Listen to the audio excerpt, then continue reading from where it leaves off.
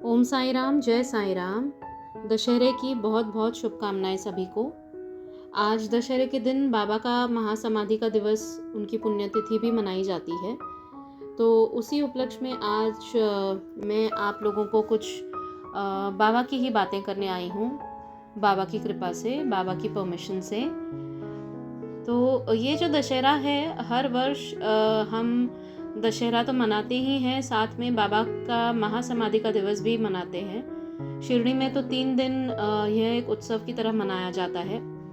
बाबा ने प्राण ज़रूर त्यागे थे, अपने शरीर ज़रूर त्यागा था इस दिन पर बाबा अब भी हम सबके बीच में हैं, ये हम सभी रोज़ फील करते हैं। और बाबा ने कहा है, चाहे मैं अपना शरीर त्याग दूं पर मेरी समाधि चलेगी फिरेगी, तुम सबके साथ बातें करेगी। और वही बाबा आज भी अपना वचन निभाते हैं और बाबा हर पल हमारे साथ हैं, ये हम सभी जानते हैं बाबा के बच्चे। तो बाबा का ये महासमाधि दिवस के दिन ऐसा क्या किया जाए कि हम बेहतर इंसान बन सकें, क्योंकि बाबा हमेशा यही चाहते हैं कि हम सभी अपने आप को और बेहतर बनाने के लिए हमेशा प्रयास करें। और बाबा के प्रति हम क्या दे सकते हैं बाबा को, वही कुछ बातें आज जैसे बाबा ने गाइड किया है, मैं वैसे ही आपको बताने आई हूँ। तो डेफिनेटली बाबा की पूजा तो करनी ही है आज के दिन पे, रोज़ करते हैं और आज के दिन भी करनी है। पर यदि कुछ कुछ लोग होते हैं जिनके पास आर्थिक रूप से ज़्यादा नहीं होता, तो वो सोच में पड़ जाते हैं कि मैं क्या करूं, मैं बाबा के लिए फूल भी नहीं ला पाता, मैं ज़्यादा अगरबत्ती और ये सब जो बाकी होती हैं पूजा पाठ की चीज़ें मैं वो भी नहीं कर पाता, या अगर हैं भी तो किन किन लोगों को आती नहीं है उस तरह से पूजा पाठ और मंत्र श्लोक करने, क्योंकि मैं भी उनमें से एक हूँ। मुझे ज़्यादा ऐसे मंत्र श्लोक नहीं आते हैं, लेकिन मैं मन से भक्ति भाव से जैसे बाबा चाहते हैं वैसी मैं पूजा उनकी करती हूँ, सिंपल तरीके से। चाहे आप 2 फूल ही क्यों न रख दें और 2 श्रद्धा और सबूरी के दिए रोज़ जलाया कीजिए बाबा के सामने। बाबा को दिए बहुत पसंद थे और हैं, हमेशा रहेंगे। तो 2 दिए बाबा के सामने जलाइए, श्रद्धा और सबूरी के। आप तेल यूज़ करें, घी यूज़ करें, कौन सा भी तेल यूज़ करें, ऐसा कोई बंधन नहीं है कि मतलब घी यूज़ करना है या राई का तेल यूज़ करना है। आपको कुछ भी जो मतलब आपके आप कर सकते हैं, कौन सा तेल खरीद सकते हैं, उस हिसाब से आप वो तेल के दिए जलाइए। क्योंकि लोगों के बहुत प्रश्न पड़ते हैं कि पूजा पाठ के मामले में लोगों को लगता है कि ऐसा करेंगे तो चलेगा क्या, वैसा करेंगे तो चलेगा क्या। तो बाबा के इसमें कोई नियम नहीं है। बाबा खुद कहते हैं कि जो मुझे सिर्फ एक दिया भी जलाएगा मेरे सामने भक्ति भाव से, एक अगरबत्ती भी जलाएगा, एक फूल भी रखेगा मेरे चरणों पर, लेकिन भक्ति भाव और प्यार से, बिना अहंकार के, तो मैं वो भी स्वीकार करता हूँ। तो आप बस उतना कीजिए। फिर देखिए आप कैसे बाबा आपको अपनी प्रेजेंस दिखाएंगे। आपको हमेशा महसूस होगा कि बाबा आपकी बातें सुन रहे हैं, और आप बाबा से बातें कीजिए, बाबा ज़रूर सुनते हैं और जवाब भी देते हैं। उनके भाव चेहरे के बदलते हैं, ये मैंने खुद भी महसूस किया है। एंड आई एम श्योर आप लोगों में से बहुत लोग जो बाबा से इतना मतलब जुड़े हुए हैं, जो बाबा से दिन रात बातें करते हैं, उनको समझ में आ रहा होगा कि मैं क्या कहना चाह रही हूँ। कि बाबा की तरफ जब आप देखते हैं उनकी आंखों में, तो आपको पता चलेगा कि उनके भाव भी बदलते हैं। और दूसरी चीज़ जो बाबा ने गाइड की है वो ये है कि अन्नदान कीजिए। जितना आपकी कैपेसिटी है उतना आप अन्नदान कीजिए। सिर्फ आज के दिन पे नहीं, आज के दिन तो ज़रूर कीजिए, पर जितना हो सकता है रोज़ अन्नदान कीजिए। आप गरीबों को रोज़, ये नहीं मैं कह रही कि बाबा भी नहीं कहते कि बहुत ज़्यादा मतलब अपनी काबिलियत से परे होकर आप कीजिए। आप अगर रोज़ सिर्फ एक रोटी भी किसी को खिला देंगे, एक रोटी एक गाय या कुत्ते को भी खिला देंगे, या आप एक मुट्ठी भर सिर्फ चावल या कोई भी ग्रेन्स जो होते हैं वो अगर मुट्ठी भर सिर्फ पशु पक्षियों को भी दे देंगे, तो भी वो अन्नदान ही होता है। ये कोई ज़रूरी नहीं है कि हम जाके ढूंढें कि कौन गरीब है उनको हम रास्ते पे दें, ऐसा कोई ज़रूरी नहीं है। ऑफ कोर्स अगर वो हैं, आप जानते हो कि कोई जगह है जहाँ पर ऐसे मतलब गरीब हैं, ज़रूरतमंद हैं, जिनको खाना नहीं मिलता, आप उन तक पहुँच पाते हो, तो बहुत बहुत अच्छी बात है। मतलब आपके पुण्य है कि आपसे वो बाबा करवाते हैं। लेकिन अगर आपके आसपास ऐसी कोई जगह नहीं है, या बहुत लोग आजकल नौकरी वाले हैं जिनको टाइम नहीं मिलता, सिंपल सिर्फ आप एक मुट्ठी भर चावल या मुट्ठी भर जो दाने होते हैं जो बर्ड्स खाते हैं वो आप बर्ड्स को खिला दीजिए। एक रोटी एक्स्ट्रा बना दीजिए, गाय को खिला दीजिए। एक रोटी एक्स्ट्रा बना दीजिए, आप किसी कुत्ते को खिला दीजिए। इनमें से कोई भी ऑप्शन आप कीजिए, ये सब अन्नदान का ही रूप है, क्योंकि बाबा जब खुद शरीर में थे तो बाबा अन्नदान किया करते थे। और ये सब जो भी साई सच्चरित्र पढ़ते हैं उनको इन बातों के बारे में पता ही होगा कि बाबा को अन्नदान कितना प्रिय था और है अभी भी। हमेशा बाबा कहते हैं कि दूसरों की सेवा करो, दूसरों की मदद करो, जो मतलब ज़रूरतमंद हैं उन्हें स्पेशली। अभी ये जो पशु पक्षी और एनिमल्स होते हैं सारे, वो बोल नहीं पाते पर उन्हें भी भूख लगती है, और बाबा तो खुद कहते हैं कि मैं हर प्राणी में हूँ। एंड साई सच्चरित्र में भी ये कहा गया है, जब लक्ष्मीबाई से उन्होंने रोटी मंगवाई थी बनवा के कि मुझे बहुत भूख लग रही है, मेरे लिए रोटी बना के ला, तो तब जब वो बना के लाई थी तो उन्होंने एक कुत्ते को खिला दिया था। तो वो जब नाराज़ हुई थी तो बाबा बोले कि अरे तुम क्यों दुखी होती हो, ये जो तुमने जिसको खिलाया है वो मेरा ही रूप है और तुमने मेरी ही आत्मा को तृप्त किया है क्योंकि उसका पेट भरा है।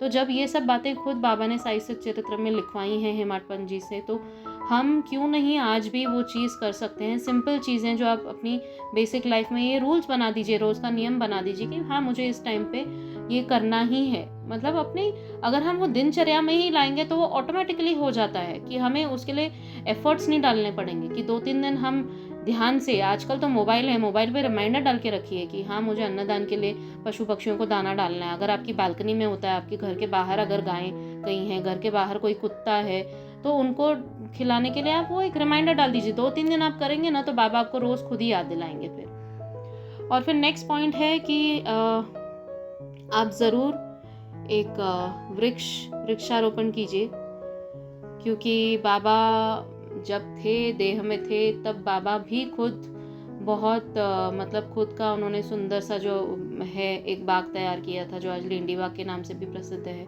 बाबा इतना मतलब वृक्षों से भी प्यार करते थे, क्योंकि वो भी एक तरह के मतलब उनमें भी प्राण होते हैं।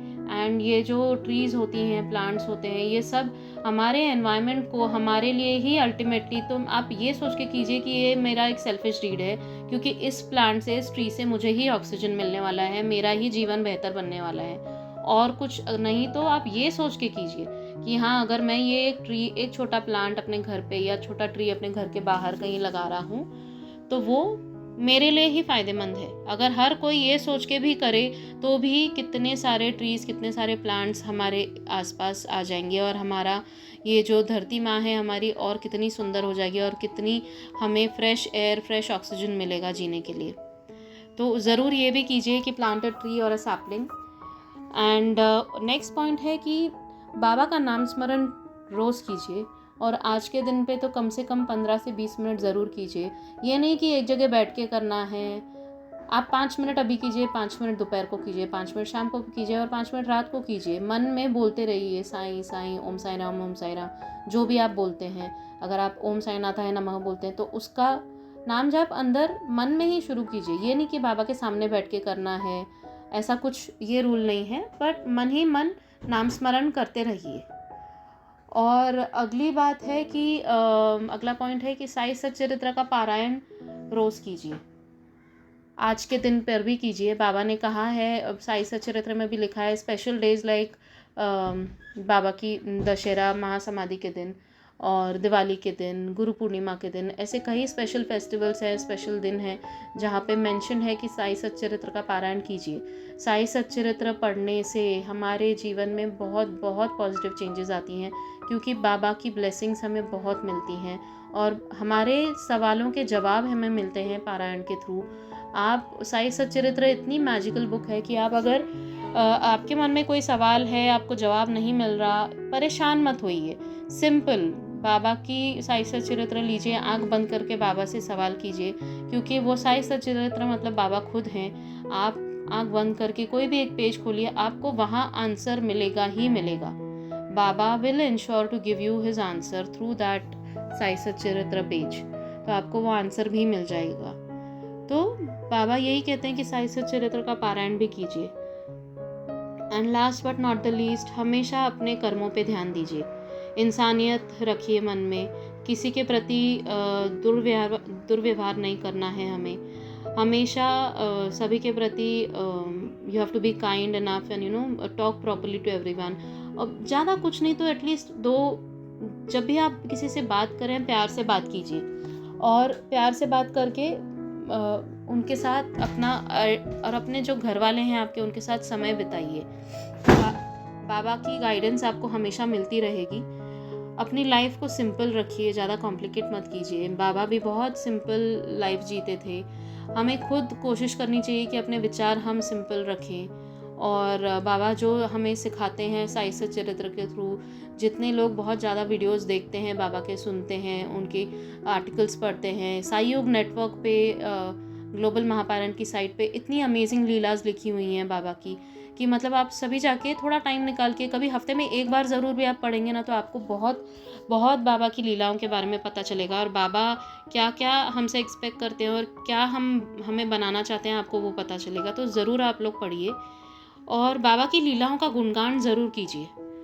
बाबा की लीलाओं का गुणगान मैं ये नहीं कहती हूँ कि यूट्यूब के चैनल्स पे कीजिए या कहीं आप लिख के करेंगे, कि जो आपस में आपकी फैमिली है ना उनको ही बताइए, आपके जो फ्रेंड्स हैं उनको बताइए कि मुझे ऐसा एक्सपीरियंस हुआ। हाँ, उनको लगेगा, आप सोचते होंगे कि मैं बताऊं लोगों को विश्वास नहीं होगा, वो बहुत लोग हैं जो संकोच करते हैं किसी को बताने में, पर लेकिन जो आप लोगों को बहुत अच्छे से जानते हैं ना, जिनको पता है कि आप साईं भक्त हैं, तो वो ज़रूर सुनेंगे और सुन सुन के उन्हें भी बाबा पर विश्वास होने लगेगा। न जाने, हो सकता है कि बाबा आप जो लीलाएं का गुणगान करेंगे उनके थ्रू बाबा उनके जीवन में भी चले जाएं। ये मेरा खुद का एक्सपीरियंस है। मैं अपने घर वालों को, इतने मेरी फैमिली और फ्रेंड्स को बताती रहती हूँ बाबा के बारे में, क्योंकि उनको पता है मैं बाबा की बहुत मतलब भक्त हूँ और मुझे अच्छा लगता है बाबा की लीलाओं के गुणगान करने में। तो मैं बताती रहती हूँ सबको कि आज ऐसा हुआ, छोटी छोटी लीलाएं आप बताइए। तो धीरे धीरे उन्हें भी विश्वास होने लगता है कि वाकई में मतलब साईं बाबा हैं, वो सुनते हैं। और देखिए फिर कैसे उनकी भी लाइफ चेंज हो जाएगी, उनके भी लाइफ में जो हैं कष्ट कम होते जाएंगे, एंड वो आके एक दिन आपको बोलेंगे कि तूने क्योंकि मुझे बताया था, इसलिए मैं बाबा से जुड़ी और आज मेरी भी लाइफ बहुत बेहतर हो गई है। तो डायरेक्टली इनडायरेक्टली अगर हम किसी के लाइफ में अच्छा कर सकें तो क्यों नहीं। बाबा के व्रत के बारे में, बाबा की जितने भी मतलब लीलाओं का गुणगान कीजिए। बाबा के साईं व्रत हैं, 9 दिन 9 दिए हैं, ये छोटे छोटे जो उपाय हैं ना, आप लोग अगर लोगों को बताएंगे जो कष्ट में हैं, तो बाबा डेफिनेटली आपके थ्रू उनके पास जाएंगे। ऐसे तो बाबा को किसी की ज़रूरत नहीं है, पर बहुत बार बाबा हमें मीडिएटर बनाते हैं किसी और की लाइफ में जाने के लिए, क्योंकि वो बाबा की लीला बाबा ही जाने। पर ऐसा होता है, मेरे साथ भी बहुत बार हुआ है, इसलिए मैं आप सभी को बता रही हूँ। तो ये कुछ पॉइंट्स थे जो मैं सोची कि आज के दिन पे बहुत ज़रूरी हैं करने, और आज के दिन ही नहीं, हर रोज़ अगर हम करेंगे तो बाबा तो हमसे खुश होंगे ही, बाबा की प्रेजेंस भी हमें रोज़ फील होगी। फिर आप बाबा से प्यार करते हैं, लेकिन अगर हम अपने कर्मों को इतना अच्छा बना लें और इतना बाबा की लीलाओं का गुणगान करें, बाबा का रोज़ पारायण करें, वृक्षारोपण करें, अन्नदान करें, तो देखिए कैसे नहीं बाबा आपके पास हर क्षण अपना एहसास कराएंगे, वो ज़रूर होगा। और आपको अगर बाबा की लीलाओं का गुणगान करना हो तो हमारे साथ भी कर सकते हैं। इस चैनल पर भी हर हफ्ते में हम 2 बार ज़रूर करते हैं वो, तो ज़रूर कीजिए। मैं अपना कॉन्टैक्ट नंबर नीचे डिस्क्रिप्शन बॉक्स में लिख ही लेती हूँ। एंड बस बाबा की समाधि दिवस आज है, दशहरा है। आज का दिन आप लोगों का बहुत अच्छा जाए, बाबा की कृपा से आपका जीवन सुखमय हो, यही बाबा के चरणों में प्रार्थना। Thank you so much. Om Sai Ram, जय साईं राम।